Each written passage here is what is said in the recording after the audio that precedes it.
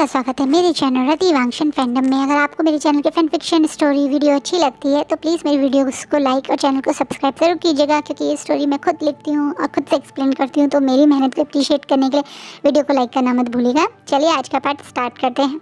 Last part में हमने देखा था वेंचिंग अब लैंड क्लैन में रहेगी। लैंड शिचैन ने ये बोल दिया था और अब आगे सब लोग वहाँ से शिचैन के सवाल जवाब से शॉकिंगली खड़े हैं, जब अचानक से अब जैंगचैन बात संभालते हुए आगे आता है। अब बोलता है, वांग जी और विंग, तुम लोग बहुत दूर से थक कर आए हो, तुम दोनों जिनशी में जाके रेस्ट करो। मैं वेंचिंग के रुकने के लिए सारे इंतज़ाम कर दूंगा।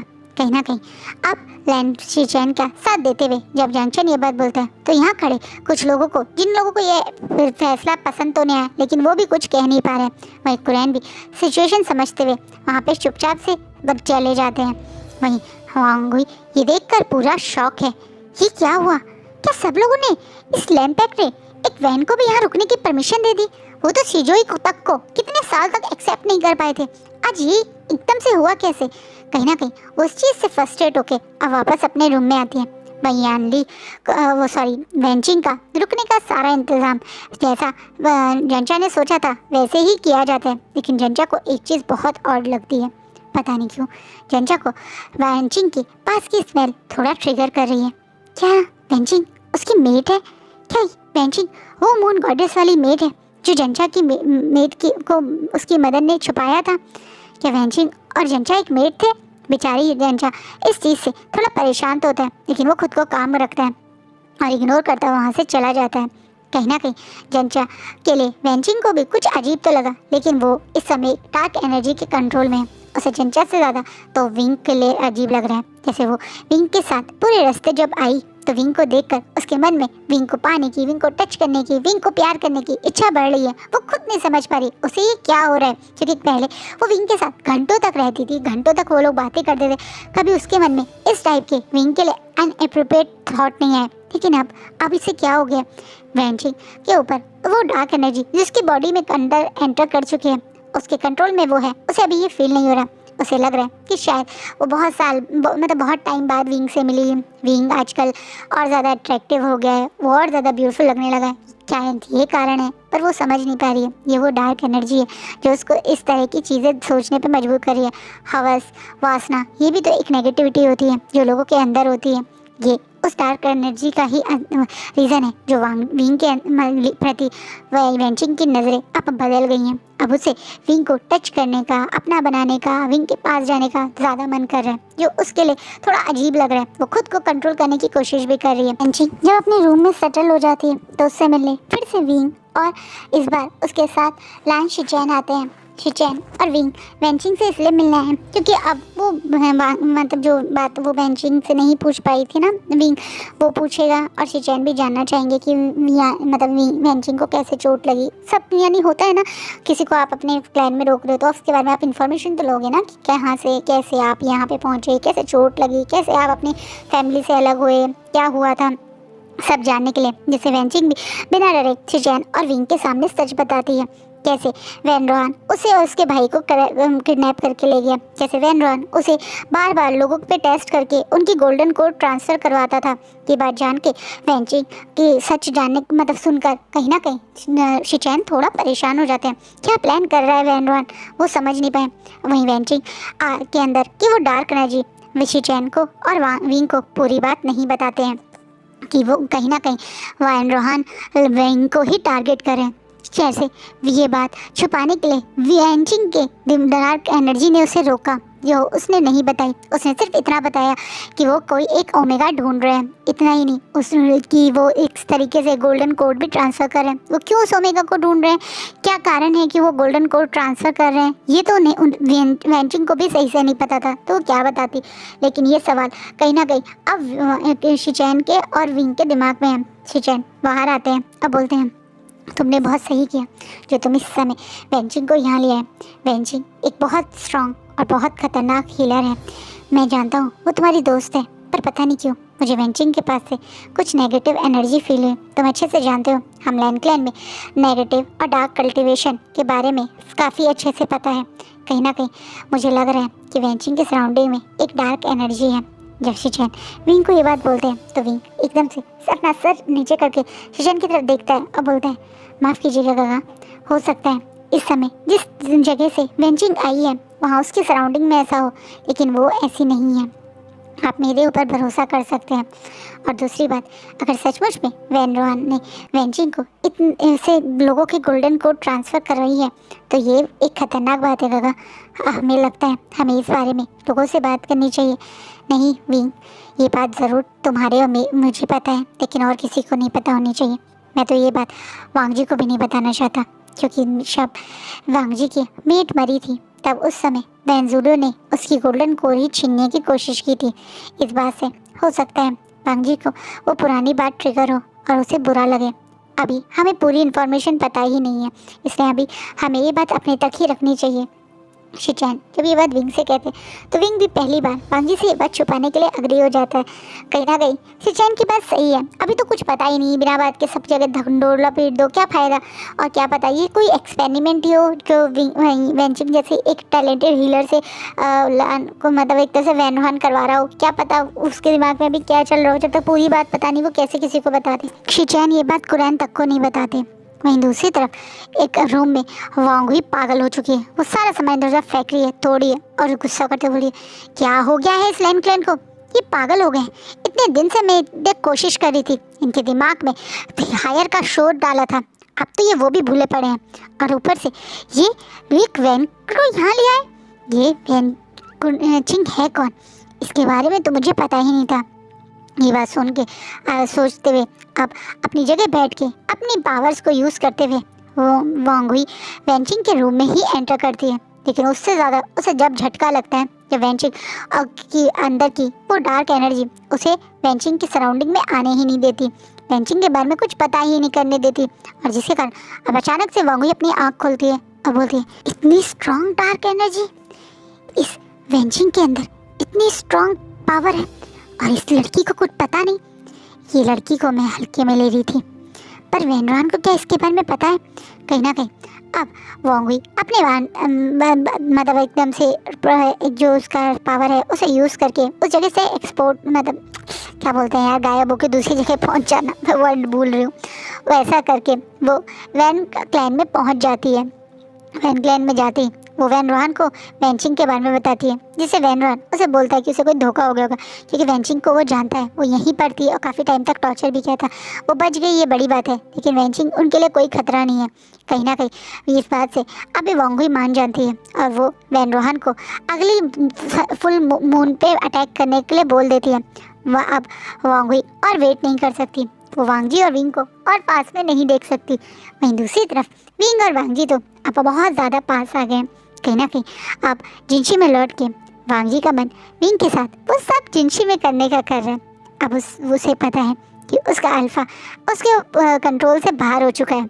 जब भी उसका अल्फ़ा अब चाहे वो विंग को टच कर पाता है और विंग के साथ वो सब करने के बाद तो अब उसका अल्फ़ा वांग जी के कितने भी कंट्रोल में नहीं है। और यही कारण है कि जैसे ही अभी जिनशी में शिचैन से मिलने के बाद वापस आता है तो देखता है कि ये वांग जी नहीं बल्कि वांग जी का अल्फ़ा है, जो वांग जी की बॉडी में वो गोल्डन कलर की आइस शाइन हो रही है। और वांग जी विंग को देखकर बहुत इंटेंसिटी के साथ देख रहे हैं, जिसे देखकर वांग जी विंग के चेहरे पे हल्की सी स्माइल और थोड़ा सा ब्लश हो जाता है। और वो अपने जिनशी के रूम को बंद करके बिल्कुल वांग जी के पास आता है और बोलता है, अल्फ़ा, जिस चीज़ से वांग जी का अल्फ़ा उसे ग्रोल करता है, कुछ बोलता नहीं, जिसे विंग स्माइल करता है और बोलता है, तो आज मुझसे मिलने मेरे अल्फ़ा आए हैं।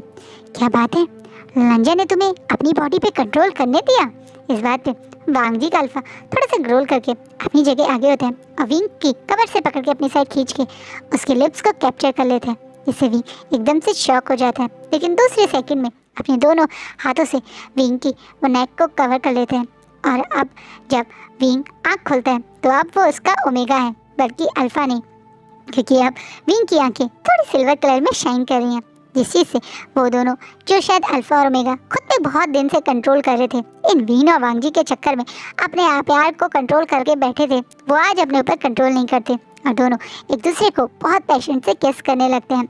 जिनशी में फिर से उन दोनों की मॉर्निंग की आवाज़ें आने लगती हैं आज ये दोनों जितना हो सके उतना वाइल्ड हो जाते हैं, क्योंकि आज ये दोनों ह्यूमन नहीं बल्कि अल्फ़ा और ओमेगा हैं। इसलिए आज विंग की मॉर्निंग की साउंड जो मतलब तालिस्मान के थ्रू लॉक है, बट उसके बावजूद भी इस जिनशी को पूरी तरह से कवर कर चुके हैं। हर बार वांग जी को विंग और ज़्यादा वाइल्ड होने के लिए बोल रहे हैं और वांग जी भी उसके साथ उतना ही वाइल्ड हो रहे हैं। कहीं ना कहीं ये दोनों एक दूसरे के प्यार में पूरी तरह से पागल हैं। यानी ये अल्फ़ा और ओमेगा ये हर कोई महसूस कर सकता है सिवाय इन दो इडियट के, यानी ह्यूमन फॉर्म विंग और वांग जी के। वरना इनके अल्फ़ा और ओमेगा तो एक दूसरे को बहुत प्यार करते हैं। ये दोनों एक दूसरे को बता चुके हैं, जता चुके हैं और अब फील भी कर रहे हैं। अब विंग और वांग जी रात भर ये करने के बाद इतना थक के सो जाते हैं कि सुबह आज वो वांग जी जो हमेशा टाइम पे उठते हैं वो उठ नहीं पाते हैं। और जब उसकी आंखें खुलती हैं तो सनलाइट उनके रूम के अंदर आ चुकी थी। उसकी बाहों में उसका विंग है पूरी न्यूड पोजीशन में, पूरी बॉडी पे उसके दिए हुए बहुत डार्क मार्क हैं, जैसे कि रात भर वो दोनों कितना वाइल्ड थे ये मार्क शो कर रहे हैं। क्योंकि विंग वांग जी की बैक में भी उसे पेन फील हो रहा है, शायद विंग के स्क्रैचेस के कारण, इसलिए वो भी बेचारा अब महसूस कर रहे हैं कि शायद वो दोनों को कल उनकी मतलब वांग जी को अपनी बॉडी अपने अल्फ़ा को नहीं देनी चाहिए थी, क्योंकि उसको भी अब लग रहा है कि बेचारे विंग के साथ कुछ ज़्यादा ही वाइल्ड हो गया। वहीं विंग हल्के से आँख खोलता है तो देखते हैं कि वांग जी उसे अभी भी घूर घूर के देख रहा है। वो थोड़ा डरते हुए बोलता है अल्फ़ा, इस चीज़ से वांग जी विंग की आंखों में इस डर को समझ रहे हैं। शायद वो समझ रहे हैं कि शायद वांग जी के अल्फ़ा से विंग थोड़ा डर है। वो बहुत प्यार से विंग के फेस को टच करता है, कहते हैं नहीं विंग ये मैं हूँ। अच्छा थैंक गॉड लंजा, मैं तो डर गया था, तुम्हें मेरा अल्फ़ा डरा दिया। नहीं लंजा, मुझे वो बहुत क्यूट लगा, वो तुम्हारी ही तरह बहुत क्यूट है, कुछ बोलता नहीं है लेकिन हाँ बहुत स्वीट भी है, पर थोड़ा सा कुछ नहीं। बेचारा विंग थोड़ा ब्लश करने लगता है, जैसे बोले वो वाइल्ड है ऐसे बेचारा थोड़ा सा ब्लश करता हुआ अपने आप को कवर करता हुआ लंजा आज हम काफ़ी लेट हो गए ना, सब लोग हमारा वेट करेंगे, हम अभी क्लास में चलते हैं। और बोल के विंग अपने बेड से उठता ही है, जो बेचारा चीख के दहाम करके फ्लोर पे गिर जाता है। वहीं वांग जी दौड़ के अब विंग के पास जाता है और उसे अपनी गोदी में उठाता है। तो तुम्हें दर्द हो रहा होगा विंग? हाँ लंजा थोड़ा सा तो हो रहा है, चलो हम एक साथ फ्रेश होते हैं। क्या? नहीं लंजा, मैं अब हिट में नहीं हूँ और तुम्हें ये सब, मुझे ये सब करना है। विंग को साफ एक शब्द कहकर वांग जी विंग के साथ ही जाता है, उसे अच्छे से पूरा क्लीन करता है और सचमुच में उसके साथ कुछ गलत नहीं करता, उसे प्रॉपर अच्छे से तैयार होता है, खुद अच्छे से तैयार होता है। बहुत प्यार से वांग विंग का हाथ पकड़ के उसे ब्रेकफास्ट टेबल पर बैठाता है और बोलता है शायद ये ब्रेकफास्ट मेड रख गए होंगे, मैं थोड़ा हीट गर्म करके लाता हूँ तुम्हारे लिए। नहीं लंजा ठीक है, हम यही खा लेते हैं। लंजा आई एम सॉरी, मेरी हीट के कारण तुम्हें ये सब। विंग जब ये बोलते हैं तो अचानक से वांग जी की आंखों में जो भी प्यार था थोड़ा सा दुख सैडनेस हो जाती है और बोलते हैं तुम कहना क्या चाहते हो विंग? लंजा मुझे पता है तुम अपने फर्स्ट मेट को बहुत प्यार करते थे, मुझे ये भी पता है रैंक रैंक के लोग एक ही बार प्यार करते हैं, पर मैंने अपनी हीट में शायद तुम्हें अपने साथ वो सब।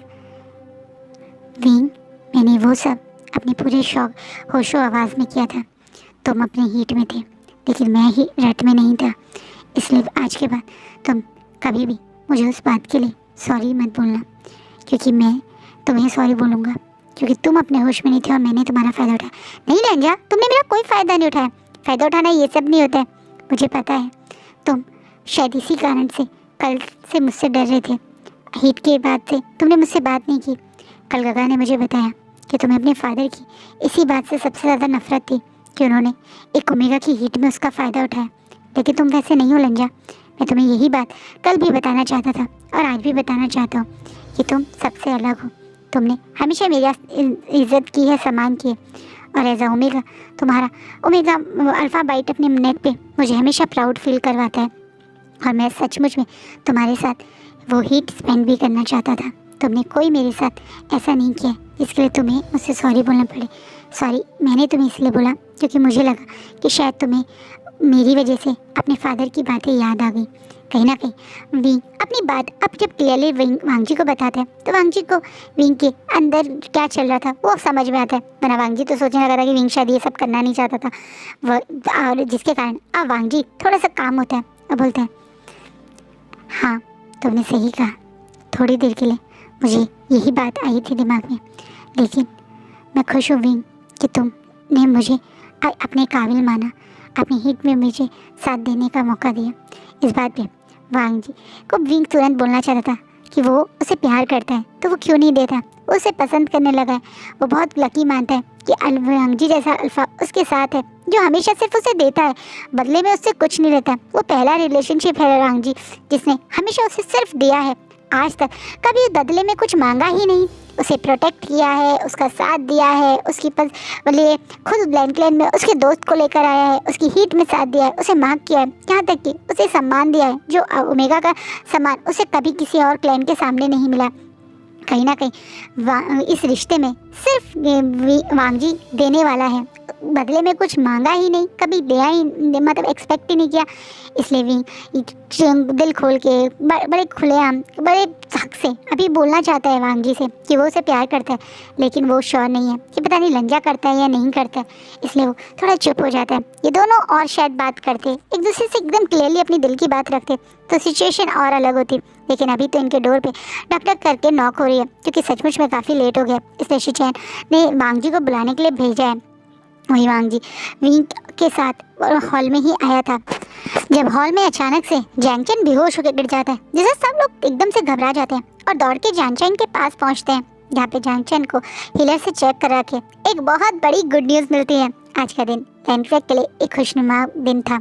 आज के दिन क्लैन पैक बहुत खुश था क्योंकि उनकी फर्स्ट हायर यानी शिचैन की मेट प्रेग्नेंट था। हाँ, जैंगचैन प्रेग्नेंट है। जैसे ही हीलर ये बताता है तो सब लोग बहुत खुश हो जाते हैं। सब लोग कितने साल से इस दिन का वेट कर रहे थे। सब खुशी और एक्साइटमेंट में शाम को एक बहुत बड़ा डिनर अनाउंस करते हैं। आज सब लोग एक साथ डिनर करेंगे, यानी जैसे बड़े से हॉल में ये बात बोली जाती है।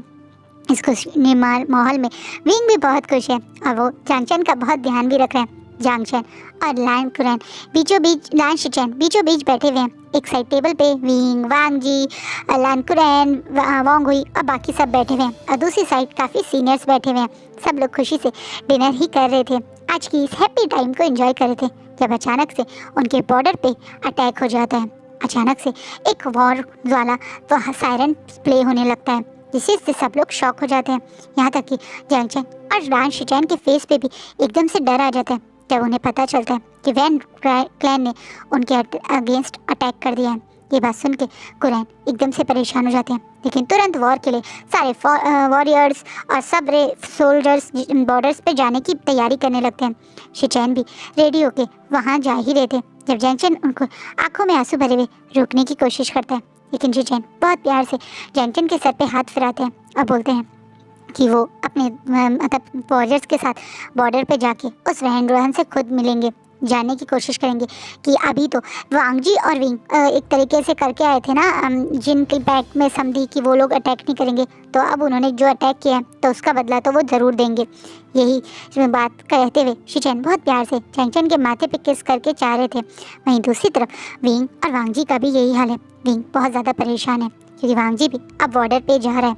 जैसे वांग जी को पकड़ते हुए विंग बोलता है, नहीं लंजा, तुम अकेले नहीं जाओगे, मैं भी तुम्हारे साथ जाऊंगा, मैं भी एक वॉरियर हूँ और मैं तुम्हारा साथ देना चाहता हूँ। नहीं विंग, तुम यहीं रहो, तुम यहाँ रह के लैन फॉरेन का ध्यान रखना। मैं जानता हूँ तुम एक बहुत स्ट्रॉन्ग वॉरियर हो, तुम एक बहुत स्ट्रॉन्ग ओमेगा हो, इसलिए तुम्हारा यहाँ रहना भी बहुत ज़रूरी है। पर लंजा, मैं तुम्हारा साथ देना चाहता हूँ, मैं तुम्हारे साथ जाना चाहता हूँ। विंग बहुत इमोशनल होकर वांग जी की तरफ देखता है और शायद आज वो बात पूरी ही बोलने वाला था, बताने वाला था कि मैं तुमसे बहुत प्यार करता हूँ, लेकिन उससे पहले ही अब पीछे से एक सोल्जर आके वांग जी को बुला लेता है। जिससे वांग जी आगे बढ़ के विंग के लिप्स पे एक पैशनेट किस करता है, अपने माथे को विंग के माथे से टच करता है और बोलता है, अपना ध्यान रखना विंग, और मेरे क्लैन की फ्यूचर हायर का। और ये बोलकर विंग वांग जी पे भरोसा करता हुआ वांग जी विंग पे भरोसा करता हुआ वहाँ से अलविदा करके चला जाता है। बोलना तो वांग जी भी चाहता था कि वो उसे बहुत प्यार करता है, वो विंग को अब वापस देखना नहीं ज़रूर आएगा, विंग के साथ अपनी हैप्पी लाइफ बिताने ज़रूर आएगा। ये टाइम जो वो दोनों एक दूसरे के साथ स्पेंड कर रहे हैं ये उसकी लाइफ का बेस्ट पार्ट है, लेकिन अभी वो ये बोल नहीं पाता और वहाँ से चला जाता है। वहीं विंग और वांग जी और सबको यहाँ से जाता देखकर बहुत अपसेट होता है, लेकिन उसे भी लगा कि शायद उसे अपने ब्रदर अपने गगह के पास रहना चाहिए। वो प्रेग्नेंट है, और एक प्रेग्नेंट ओमेगा के साथ कोई तो स्ट्रॉन्ग वॉरियर होना चाहिए, क्योंकि ये फ्यूचर हायर का सवाल है। इसलिए विंग यहीं रहता है। बॉर्डर पे वॉर को होते हुए करीबन 3 महीने हो गए हैं। ये वॉर कोई इजी वॉर नहीं थी। हर 3 महीने में हर दिन एक अजीब सी खबर ही सुनने को मिलती है। कभी क्लैन के कुछ लोगों की डेथ सुनने को मिलती है, कभी वैन क्लैन की। लेकिन वॉर बहुत खतरनाक हो गई है। लैन कुरैन वॉर जोन से वापस आए हैं और उनका चेहरा देखकर विंग समझ चुका है कि कुछ तो बुरा हुआ है। लेकिन विंग ये इतना परेशानी और अंकल कुरैन से जो बात करना चाहता है वो जांगचैन के सामने नहीं करता। इसलिए वो जांगचैन को हीलर के साथ रेस्ट करने के लिए बोलकर अब कुरैन से अकेले मिलने उनके कक्ष के पास आता है। यहाँ पे मतलब कुरैन रहते हैं और फिर उनके पास आके बोलते हैं, अंकल जब से आप वॉर जोन से आए आपका चेहरा इतना अपसेट क्यों है, क्या हुआ है?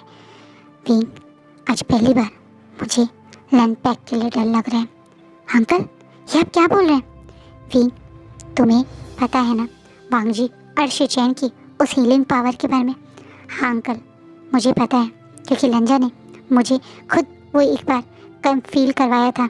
उसने 1 मिनट में मेरे शरीर के वो जख्म घाव जो कितने सालों से मेरे शरीर पे थे उन्हें गायब कर दिया था। लेकिन आप इस बारे में मुझसे इस समय क्यों पूछ रहे हैं? क्योंकि विंग वो पावर पता नहीं क्यों यूज़ नहीं हो पा रही है। मतलब? विंग वो पावर हम सिर्फ उन्हीं लोगों पे यूज़ कर सकते हैं जिनके पास गोल्डन कोर होती है। कहीं ना कहीं वो स्पिरिचुअल पावर हील उन सामने वाले इंसान की गोल्डन कोर के थ्रू ही करती है। लेकिन वैनपैक हमारे सोल्जर्स को सिर्फ घायल नहीं कर रहा बल्कि उनकी गोल्डन कोर डिस्ट्रॉय कर रहा है। जिस सोल्जर की वो गोल्डन कोर डिस्ट्रॉय कर रहे हैं उस सोल्जर को हम हील भी नहीं कर पा रहे हैं। वो सोल्जर इस समय इस सिचुएशन में है कि मैं तुम्हें बता नहीं सकता।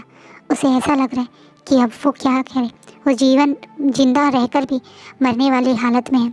उसे लग रहा है कि उसके अंदर बिना गोल्डन कोर के अब वो कैसे सर्वाइव करेगा। तुम अच्छे से जानते हो विंग, बिना गोल्डन कोर के यहाँ तक कि वो अपने अल्फा फॉर्म में भी नहीं आ सकता, वो वेयरवुल्फ भी नहीं बन पाता। और इस टाइप के वॉरियर्स बाद में खुद सुसाइड कर रहे हैं।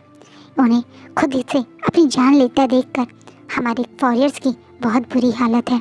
कहीं ना कहीं इस वॉर में क्या हो रहा है ये देख सुनकर विंग के भी दिल दर्द में एकदम से मतलब दर्द होने लगता है कि सचमुच में सोल्जर खुद अपने आप की जान ले रहे हैं। ये देखकर बाकी सोल्जर्स कितने डीमोटिवेट होते होंगे, उनके ऊपर क्या बीतती होगी ये विंग इमेजिन नहीं कर पा रहा है। और विंग एकदम से बोलता है, पर वेंजुलो तो मर गया था ना? जितना मुझे पता है अंकल, वो कोर मेल्टिंग हैंड की पावर तो सिर्फ वेंजुलो के पास थी। पूरे कल्टीवेशन वर्ल्ड में सिर्फ वो पावर उसके पास थी, और अगर वो मर चुका है तो ये कैसे हो रहा है? विंग भी परेशान होते हुए कहते हैं, ये पावर वेंजू के पास भी है। मुझे लग रहा है विंग, अगर ऐसे ही ये वॉर चलती रही तो हम कहीं लैंपैक को नहीं गवा दें। बेचारे शिचकुरैन ये बोलते हुए कितने शांत हो गए, उनकी आवाज़ कितनी शांत हो गई, उनके अंदर कितना दर्द है। ये देखकर विंग को भी इस बेचारे बूढ़े इंसान पे तरस आ रहा है। यहाँ इंसान सख्त जरूर है, रूल्स फॉलो ज़रूर करता है, लेकिन अपने पैक मेंबर से, अपने क्लैन से बहुत प्यार करता है। अपने क्लैन को ऐसे वैनक्लैन के हाथों बर्बाद होता हुआ देखकर उसे भी दुख हो रहा है। इतने स्ट्रॉन्ग 2 वॉरियर वहाँ पे कितना लड़ेंगे और कितना फाइट करेंगे। कहीं ना कहीं विंग भी घबरा रहा है। और विंग एकदम से एक बात याद करता है, वेंचिंग की बात। हाँ, वेंचिंग के पास भी तो पावर है, वेंचिंग के पास भी तो एक स्किल है, हीलिंग स्किल, जिससे वो गोल्डन कोर्स को ट्रांसफ़र करने की बात करिए। क्यों ना, जो लोग मर गए हैं पर उनके अंदर मतलब एक तरीके से जो मरने वाली सिचुएशन में है लेकिन उनकी गोल्डन कोर अभी भी उनके पास है, ऐसे या किसी और तरीके से, क्या पता वेंचिंग वहाँ हेल्प कर दे। कुछ तो कर सकती है ना वेंचिंग, क्योंकि उसे गोल्डन कोर की नॉलेज है, वो शायद वहाँ पे कुछ हेल्प कर सकती है। यही सोच के विंग अचानक से कुरैन की तरफ देखता है और बोलता है, अंकल अब आप यहाँ पर हैं तो मैं वॉर में जाना चाहता हूँ। मैं वेंचिंग के साथ इस वॉर का पार्ट बनना चाहता हूँ। जो बात सुनते ही कुरैन शॉक हो जाते हैं और एकदम से बोलते हैं, विंग ये तुम क्या बोल रहे हो?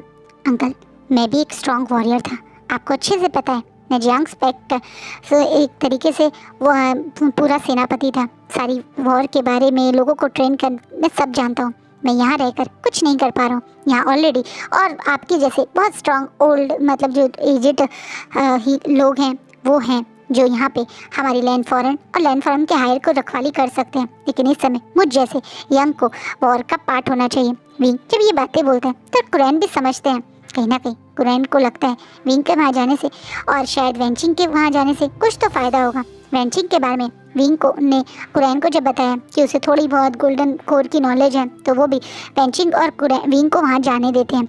विंग यहाँ वेंचिंग के साथ अब वॉर के लिए निकल रहा है। वो निकलने से पहले वो जैंगशन और कुरैन से आखिरी बार मिलकर मुड़ ही रहा था जब जैंगशन एकदम से उसका हाथ पकड़ लेता है और इमोशनल होकर बोलता है, विंग तुम वहाँ क्यों जा रहे हो?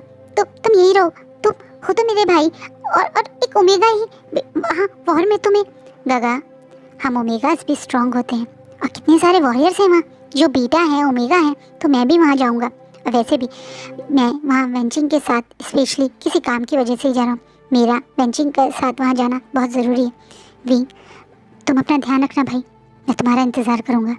जैंगशन बहुत प्यार से विंग से ये बात बोलता है, लेकिन शायद जैंगशन को पता नहीं था ये उसकी और विंग की आखिरी मुलाकात है, क्योंकि शायद अब विंग उस वॉर से लैंड बैक नहीं आएगा। कहीं ना कहीं कुरैन को भी कुछ अजीब सा लग रहा है। वो जैंगशन के आगे बोल तो नहीं पा रहे, लेकिन उनके मन में एक अजीब सी फीलिंग आ रही है, जैसे उन्हें लग रहा है कि वो गलत कर रहे हैं। वो विंग को इस तरीके से वहाँ भेज कर कुछ बहुत बड़ी गलती कर रहे हैं। उनका सिक्स सेंस, वो ओल्ड नॉलेज या कुछ तो है जो उन्हें बार बार ये इंडिकेशन दे रहा है। उनका अल्फा या कुछ तो है जो यहाँ की मतलब होता है ना कि सराउंडिंग या कुछ, कभी कभी आपको नेचर भी कुछ इंडिकेशन देता है। ऐसे ही इस समय कुरैन को लग रहा है, उन्हें ऐसा लग रहा है कि विंग को यहाँ से भेजना, लैंड क्लैन से उस वॉर में भेजना, कुछ तो गड़बड़ हो रही है, लेकिन वो अभी समझ नहीं पा रहे हैं। विंग वहाँ से वेंचिंग के साथ और कुछ सोल्जर्स के साथ अलविदा करके निकल जाता है। वहीं कुरैन अपनी घबराहट को चाहे कितना छुपाए, पर जैंगशन समझ गया। अब वो एकदम से कुरैन की तरफ देखता है और बोलता है, अंकल क्या आपको भी ऐसा ही फील हो रहा है जैसे मुझे हो रहा है? पता नहीं क्यों अंकल, मुझे बहुत घबराहट हो रही है। जब मेरे अल्फ़ा और वांगजी यहाँ से गए थे तब मुझे ऐसा नहीं लग रहा था, लेकिन अब मुझे ये अजीब सा क्यों लग रहा है, जैसे कुछ बड़ा होने वाला है, कुछ गलत होने वाला है। कहीं ना कहीं जब ये बात जैंगशन भी बोलता है तो कुरैन अपनी टेंशन संभालते मतलब अपने टेंशन को कम करते हुए, और ना ही जैंगशन को कोई नई टेंशन दे, इसलिए बोलते हैं, तुम ज़्यादा सोच रहे हो, तुम उसके बड़े भाई हो ना, बड़े भाई का अपने छोटे भाई के लिए वरी करना कॉमन है, और इस समय तुम्हें ज़्यादा नहीं सोचना चाहिए, ये तुम्हारे और बच्चे के लिए सही नहीं होगा। चलो हम अंदर चलते हैं। ये बात बोल के कुरैन जैंगशन को तो अंदर की तरफ इशारे से ले जा रहे हैं, लेकिन वो भी पीछे मुड़ के उस जगह को देख रहे हैं जहाँ से विंग और वेंचिंग अब गायब हो चुके हैं, वो वहाँ से जा चुके हैं। कुरैन को भी कहीं ना कहीं घबराहट तो है, लेकिन वो समझ नहीं पा रहे। और आज का पार्ट यहीं रुकता है। आपको क्या लगता है अब आगे क्या होगा? विंग वॉर जोन में तो चला गया बिना ये सोचे समझे कि वो ही है इस वॉर का असली कारण, और अब वो वहाँ है। तो आपको क्या लगता है वैन शू, वैन चाओ और वैन रोहान क्या करेंगे? उसके लिए आपको नेक्स्ट पार्ट देखना पड़ेगा। आई होप आपको आज का पार्ट अच्छा लगे। कैसे लगे प्लीज़ कमेंट में ज़रूर बताइएगा। अपना अपनी फैमिली का खूब ध्यान रखिएगा। Bye, take care.